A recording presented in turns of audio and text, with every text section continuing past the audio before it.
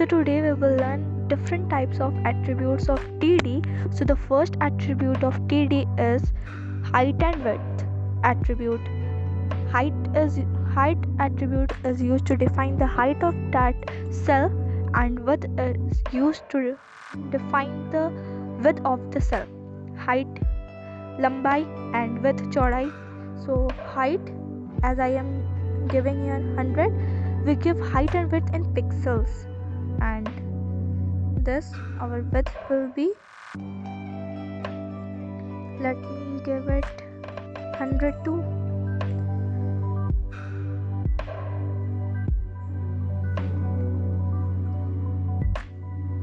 So you can see here my cell size is. Now you are thinking that I have given the height and width to only one cell, means मैंने height और width तो सिर्फ एक ही cell पे define की, जो है हमारा रोल नंबर फर्स्ट. तो ये जो है height ही हमारे राम और 10th सेल को कैसे अप्लाई हो गया. तो जब भी हम लोग height width किसी भी एक सेल को देते हैं ना, तो बाकी सेल्स पे मीन्स उस रो के बाकी सेल्स पे भी अप्लाई हो जाता है.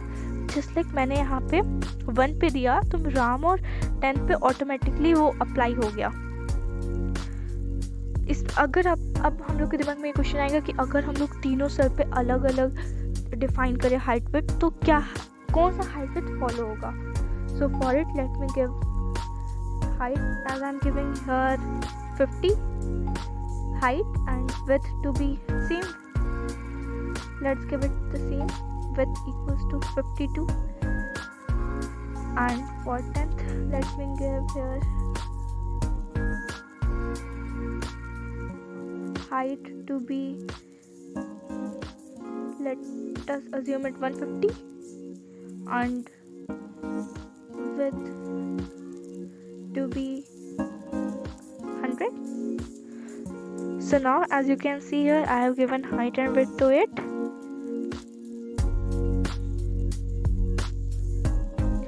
So if you see, now you think that the size is increased. जो तीनों सेल है हमारा फर्स्ट, राम और 10th का, वो तीनों की साइज इंक्रीज हुई है. अब आप लोग सोच रहे होंगे इसमें तो हमने अलग अलग साइज दिया है, तो कौन सा साइज इसमें फॉलो हुआ है. तो लेट मी टेल यू कि जब हम लोग एक रो के कई सारे सेल्स में जब कई सारे हाइट विड्थ देते हैं, तो उन सारे हाइट विड्थ में जो सबसे बड़ा हाइट विड्थ होता है ना, वो फॉलो होता है. जस्ट लाइक मैंने यहाँ पे हाइट 150 दिया है, विथ 100 दिया है. सबसे पहले जो हमारा वो जो रोल नंबर 1 है मेरा, ये रोल नंबर 1, इस पे जो मैंने हाइट और विथ दी है वो है हमारा 100. सेकंड जो हमारा राम है उस पे 50 मैंने दिया है, और जो मेरा हाइट विथ 10th के लिए वो मेरा 150 एंड 100 है. इसमें से जो फॉलो हुआ है वो 150 और 100 वाला हुआ है, क्योंकि ये सबसे बड़ा है. बाकी सब आप देखिए इससे छोटे हैं, लेकिन ये जो हाइट विड्थ है ये सबसे बड़ा है, इसीलिए ये वाला फॉलो होगा. सो आई होप कि आपको पता चल गया कि हाइट विड्थ क्या होता है, इसको कैसे डिफाइन करते हैं, और अगर कई सारे हाइट विड्थ एक रो में दिए हुए हैं तो कौन सा फॉलो करेगा. So I hope you understand it. So let's take another attribute of it, which is alignment. Align.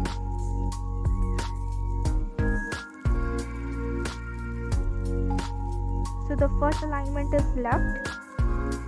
As you can see, all the text are left aligned. By default our alignment is left, and if I will give align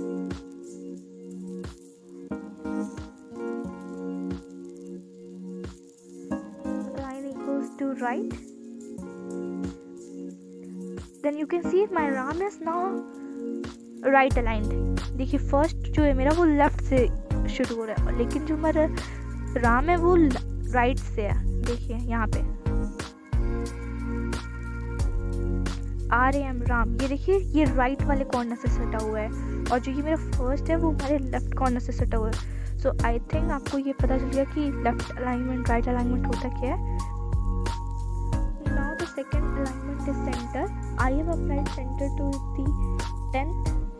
As you can see here, my class 10th is aligned at the center. Now my second attribute of TD is V align, which means V-align attribute specifies the vertical position of the cell. Content means जो भी हमारा cell का content होगा वो vertically aligned होगा. अभी तक हम लोग हॉरिजॉन्टल अलाइनमेंट कर रहे थे. अलाइन एट्रीब्यूट हमारे सेल के डेटा को हॉरिजॉन्टली अलाइन करता है और वी अलाइन हमारे सेल के डेटा को वर्टिकली अलाइन करता है. So V align are of 4 types: top, middle, bottom and baseline. So let me use left top. I have given horizontal alignment to my roll number first left, and now I am giving it a vertical alignment of top.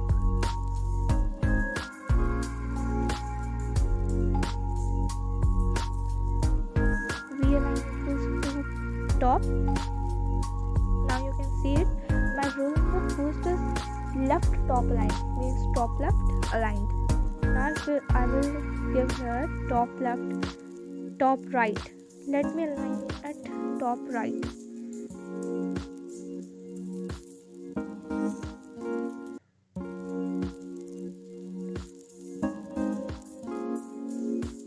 Now you can see my roll number first is now top right aligned. Now if I will give it if I want to align it center top, so you can see it. Now roll number first is center top aligned, and now if I will apply V align as bottom,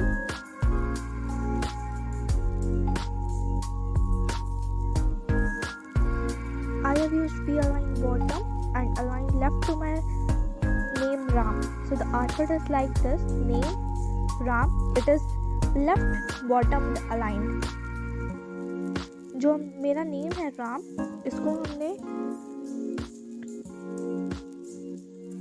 bottom से left align किया है. तो output आप लोगों ने देख लिया. अब इसको हम लोग बॉटम से राइट अलाइन करते हैं.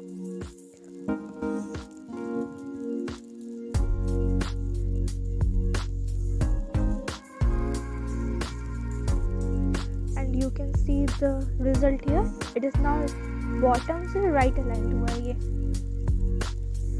अब हम लोग यहाँ पे सेंटर यूज करते हैं राइट की जगह.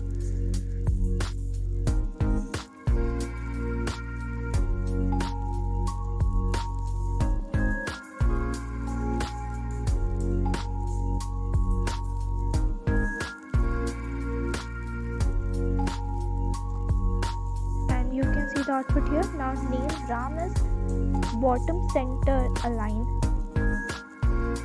and now I will use bottom. V align is equal to bottom. V align is equal to middle. V align equals to middle. Now I will align my text of the cell to be at the middle. Now middle left. You can see my class 10th is aligned middle left.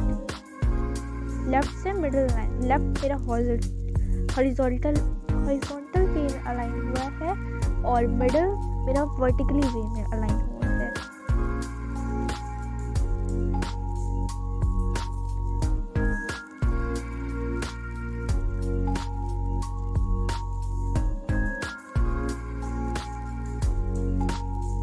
Now I am using align right, means horizontally right align किया है और V align तो हमारा middle ही है. Now let me use center. अब हम लोग इसको middle से center align करते हैं.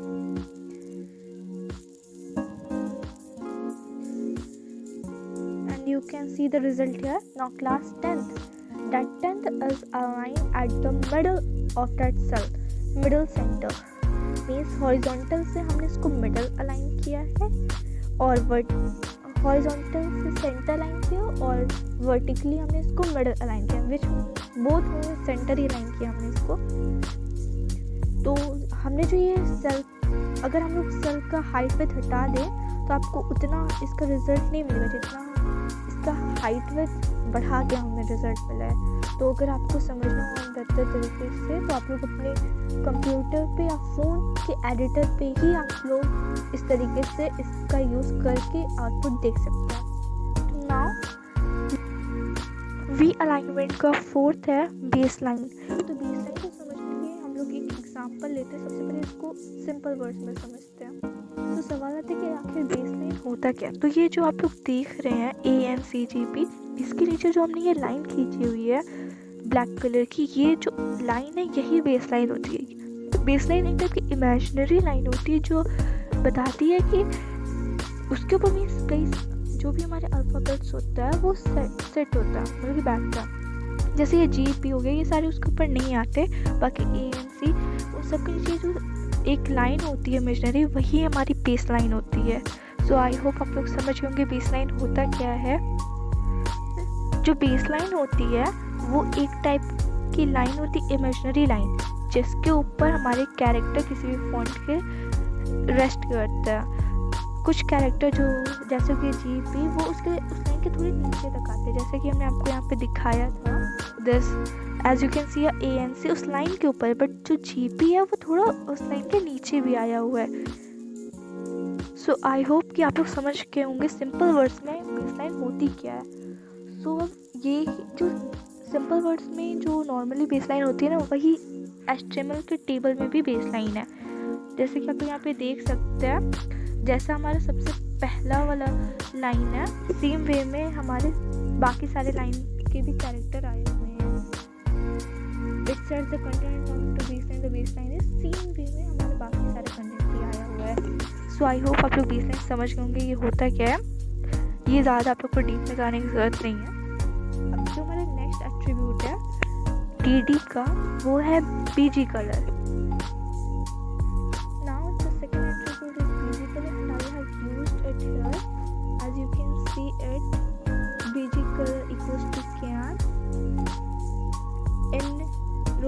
First I have used it and you can see the output here.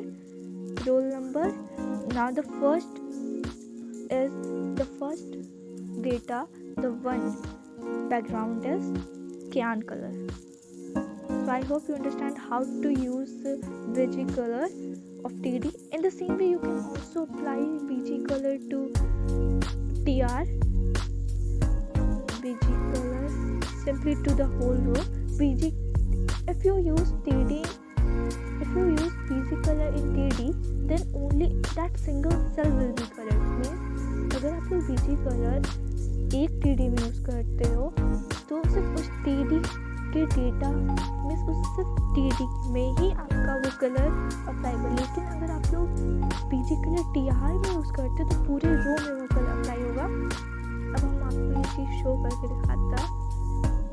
आज यू कैन सी है, जब हमने TR में क्यान कलर डाला तो सब में वो कलर आ गया है।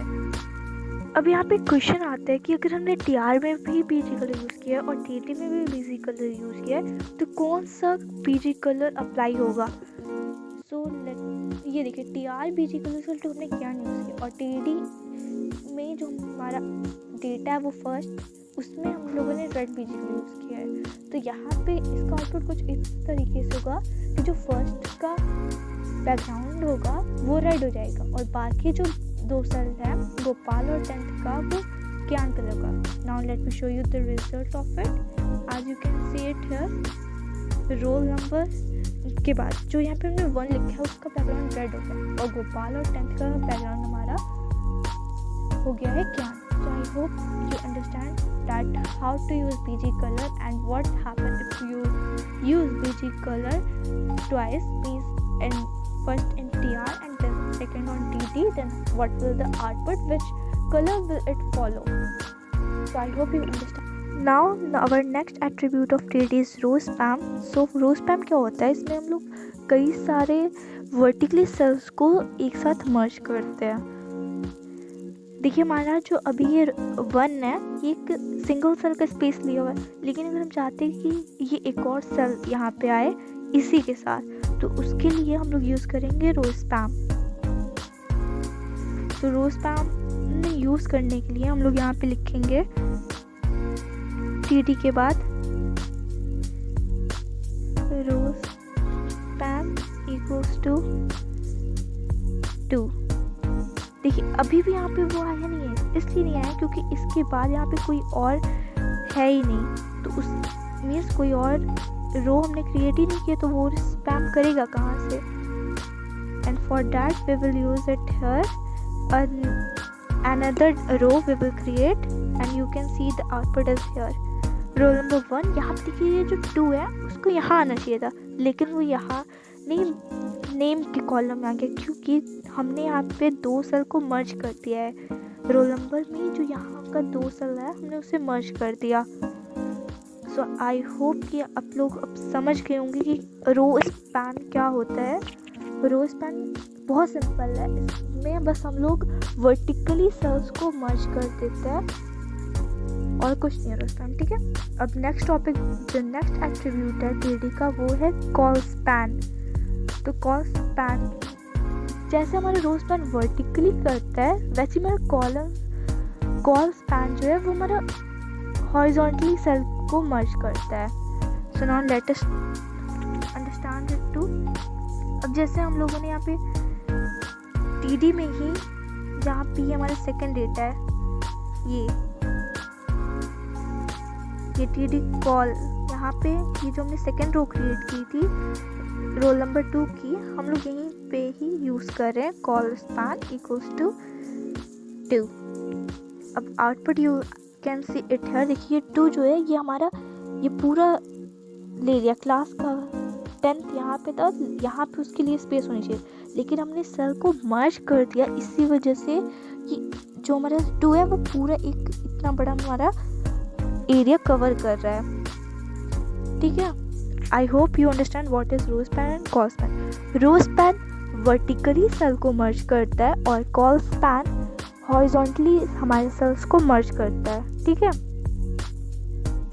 सो नाउ रैप क्या करता है, ये एक टाइप का एट्रीब्यूट है टीडी का, जो भी हमारे सेल में डेटा होते हैं अगर वो उस सेल के विड्थ के अकॉर्डिंग नहीं होते हैं तो नाउ रैप अगर हमने यूज़ किया तो वो उस डेटा को उस सेल में फिट कर देता है, उससे एक प्रॉपर विड्थ प्रोवाइड करके, यानी कि लंबाई नहीं वो बढ़ाता, वो उसकी चौड़ाई बढ़ाता है। जिस लाइक यहाँ पे हमने टीडी नाउ रैप किया है और अब हम लोग यहाँ पे ये पैराग्राफ हमने यहाँ पे लिख दिया और जब हम लोग इसका आउटपुट देख रहे हैं तो यू कैन सी इसने हाइट नहीं इंक्रीज की, इसने इसकी विड्थ इंक्रीज की है, you can see it here.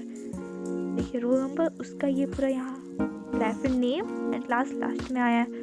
So I hope कि आप लोग समझ गए कि नाउ रैप क्या करता है। नाउ रैप में हम लोग कोई भी वैल्यू नहीं देते हैं, हम लोग सिंपली बस टीडी के बाद नाउ रैप लिख देते हैं, जैसे I have written here now wrap. उसके बाद जो भी आपका डेटा है वो लिख दीजिए, वो नाउ रैप उतने साइज में मीन्स विथ उतना उसका बढ़ा देगा उस सेल का जिसमें आपका डेटा फिट हो जाए।